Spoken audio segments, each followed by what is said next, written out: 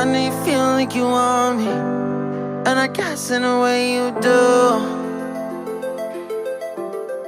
Hello friends, I am Dibbo from ETC Dunia 360 degree.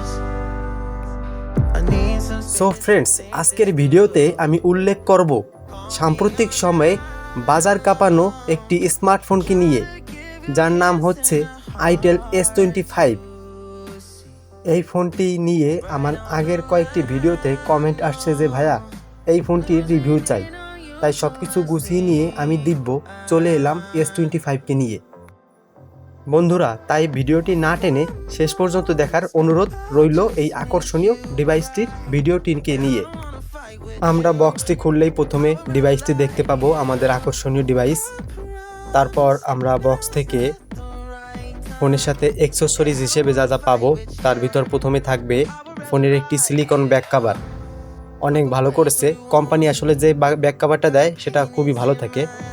এবং আমরা পাচ্ছি 12 মাসের একটি ওয়ারেন্টি কার্ড ও ইউজার গাইড।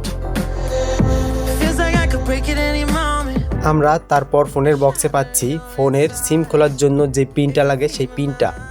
বন্ধুরা, আরও আছে ফোনের সাথে টাইপ সি একটি চার্জার কেবল। বন্ধুরা, এই ফোনটিকে চার্জ করে নেওয়ার জন্য পাচ্ছি একটি অ্যাডাপ্টার। বন্ধুরা, এই ফোনটিতে 18 ওয়াট অ্যাডাপ্টার ইউজ করা হয়েছে। তো মোটামুটি এই ছিল ফোনের সাথে অ্যাকসেসরিজ।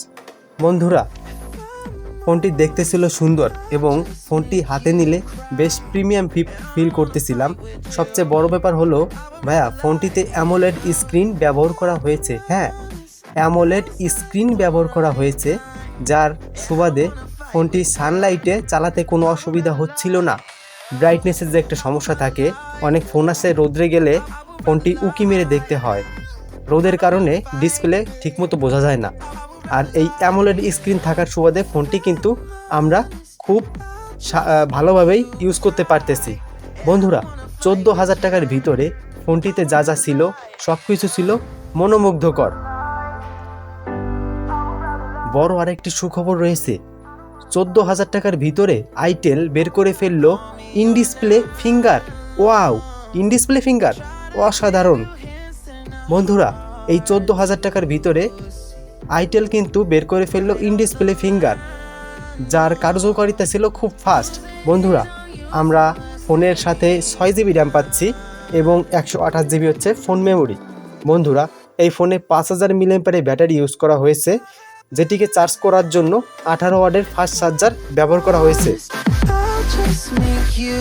এর দামের কথা যদি বলি, বাংলাদেশে 128 এর দাম রাখা হয়েছে 13,990 টাকা। বন্ধুরা, এর ভার্সন কিন্তু আমরা কিনলেই পাচ্ছি 14, আরও এর সাথে আমরা দুটি ভার্সন ক্রমশ পেয়ে যাব, তাতে আমরা 15 এবং 16 পর্যন্ত পাচ্ছি। বন্ধুরা, এর প্রসেসর ইউজ করা হয়েছে ইউনেস্কোর টাইগার 620।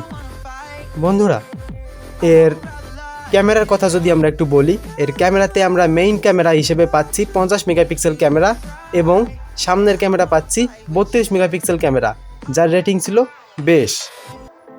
বন্ধুরা, এটি আমরা কিন্তু 3টি কালার পাচ্ছি বাংলাদেশের মার্কেটে। এক নম্বর হচ্ছে ব্রোমো ব্ল্যাক, তারপর সাহারা গ্লিম এবং আরেকটি হচ্ছে মিম্বো মিন্ট। বন্ধুরা, ফোনটির ডিসপ্লেতে রাখা হয়েছে 6.78 ইঞ্চির একটি ডিসপ্লে, যা ছিল অ্যামোলেড স্ক্রিন। এবং এই ফোনটির সবচেয়ে বড় ব্যাপার হচ্ছে বন্ধুরা, এই ফোনটিতে কিন্তু 120 গিগাহার্টজ রিফ্রেশ রেট রাখা হয়েছে, যার কারণে ফোনটি খুব ভালো পারফরমেন্স দিচ্ছিল।